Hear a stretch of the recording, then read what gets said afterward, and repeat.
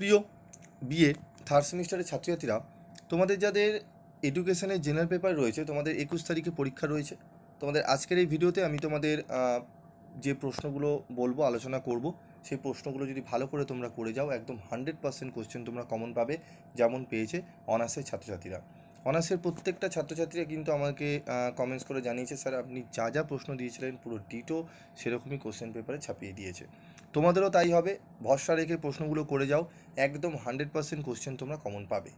আমি তোমাদের আজকের এই ভিডিওতে তোমাদের একটি মডেল প্র্যাকটিস সেট নিয়ে আলোচনা করব। যে প্রশ্নগুলো বলবো সেটি খুব ভালো করে করবে। আমি অ্যাকচুয়ালি দুটো মডেল প্র্যাকটিস সেট তোমাদের জন্য সেট করেছি, ভালো করে তোমরা প্র্যাকটিস করে যাও। এই দুটো মডেল প্র্যাকটিস সেট একদম 100% তোমরা কোশ্চেন কমন পাবে, ঠিক আছে? তো চলো কথা না বাড়িয়ে আমরা দেখে নিই আমাদের কী কী প্রশ্ন রয়েছে। চলো তো দেখে নেবো। আমাদের যে কোনো 3টি প্রশ্নের উত্তর দাও। প্রথম প্রশ্ন যেটি পড়ব, ব্যক্তিগত নির্দেশনা বলতে কী বোঝায়? ব্যক্তিগত নির্দেশনার সুবিধা অসুবিধাগুলি উল্লেখ করো।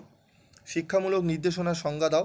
শিক্ষার বিভিন্ন পর্যায়ে শিক্ষামূলক নির্দেশনার কার্যাবলী আলোচনা করো। পরামর্শদানের সংজ্ঞা দাও। পরামর্শদানের পরিধি সংক্ষেপে আলোচনা করো। যেসব মৌলিক তথ্যের ভিত্তিতে নির্দেশনার কাজ পরিচালিত হয় সেগুলি সংক্ষেপে আলোচনা করো।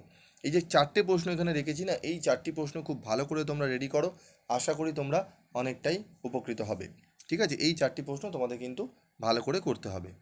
তারপর চলো আমরা দেখে নেবো এরপর আমাদের 5 নম্বরে কী কী প্রশ্ন গুরুত্বপূর্ণ রয়েছে, সেই 5 নম্বরের প্রশ্নগুলো দেখে নেবো। তো 5 নম্বরের প্রথমে রয়েছে, দেখো, নির্দেশনার কার্যাবলী উল্লেখ করো। দলগত নির্দেশনার সুবিধা আলোচনা করো। ইংলিশ ভার্সনগুলো পেয়ে যাবে, একটু ওয়েট করো। বুদ্ধির অভিক্ষার উদাহরণসহ শ্রেণীবিভাগ করো। প্রত্যক্ষ ও পরোক্ষ পরামর্শদানের পার্থক্যগুলি লেখো। সিআরসি ব্যবহারের প্রয়োজনীয়তাগুলি উল্লেখ করো। ঐচ্ছিক বা সমন্বয়ী পরামর্শদানের বৈশিষ্ট্যগুলি কী কী? এই ক, খ, গ, ঘ, উম, চ, এখানে টোটাল 5টা প্রশ্ন রাখা হয়েছে। এই 5টি প্রশ্নই খুব ভালো করে তোমরা, 6টি প্রশ্ন রাখা হয়েছে। এই 6টি প্রশ্ন খুব ভালো করে রেডি করে নিও, আশা করি তোমরা এখান থেকেও বহু প্রশ্ন কমন পাবে, ঠিক আছে? আরেকটি মডেল প্র্যাকটিস সেটও আলোচনা করবো, সেই প্রশ্নগুলোও দেখবে। এই দুটো মডেল প্র্যাকটিস সেট ভালো করে করে যাও, দেখবে যারা একান্তই ভয় পাচ্ছ, এই সাবজেক্টটিতে বেশি প্রশ্ন পড়তে চাইছিল না, তারাও দেখবে ভালো নাম্বার তোমরা কিন্তু তুলে নিতে পারবে, ঠিক আছে? তো তারপর চলে আসবো আমরা এবার 2 নম্বরের প্রশ্ন। 2 মার্কসের আমাদের প্রশ্ন আসে, তোমরা জানো 2 মার্কসের প্রশ্নগুলো আমরা চলো দেখে নিই। তো 5 নম্বরে এই 6টি প্রশ্ন এবং 10 নম্বরে এই 4টি প্রশ্ন, টোটাল 10টা প্রশ্ন এখানে হলো। এই প্রশ্নগুলো ভালো করে করবে, এর সাথে 2 নম্বরের প্রশ্নগুলো চলো আমরা দেখে নিই। দেখো 2 নম্বরের প্রশ্নের মধ্যে রয়েছে, নির্দেশনার অর্থ লেখো। বৃত্তিমূলক নির্দেশনার বা সংজ্ঞা দাও, ঠিক আছে? বৃত্তিমূলক নির্দেশনা কাকে বলে, নির্দেশনার অর্থ লেখো বা নির্দেশনার সংজ্ঞা দাও। এই প্রশ্নটি ভালো করে পড়বো। এর সাথে আমরা যেটি পড়বো সেটি হচ্ছে, ব্যক্তিগত পরামর্শদান বলতে কী বোঝায়? ব্যক্তিত্বের অভিক্ষা বলতে কী বোঝায়, ঠিক আছে? এই প্রশ্নটি ভালো করে আমাদের করতে হবে। তারপর রয়েছে, দেখো, প্রবণতা কী, প্রবণতা পড়বো। এআরসি কাকে বলে, এআরসি কাকে বলে?